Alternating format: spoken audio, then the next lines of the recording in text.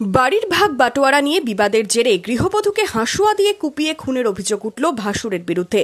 সুতির সাদিকপুরের ঘটনা। জানা গেছে, বাড়ির ভাগ বাটোয়ারা নিয়ে সাদিকপুরে দাস পরিবারের দুই ছেলের মধ্যে বিবাদ চলছিল।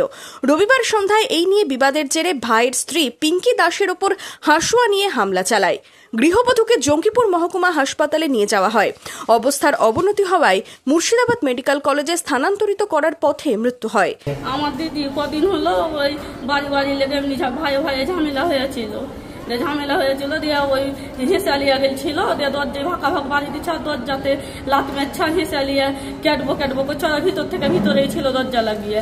দিয়ে যেমনি একটু বাড়ির দিক গেছে তেমনি পাটাম করে ওরা দুজনেই বেরিয়ে বাজার থানায় কেস করে এসেছিল। সেদিনকে পুলিশ এসেছিল, ওকে পাইনি, দিয়ে চলে গেছে পুলিশ ঘুরে, দিয়ে আর পুলিশ আসেনি।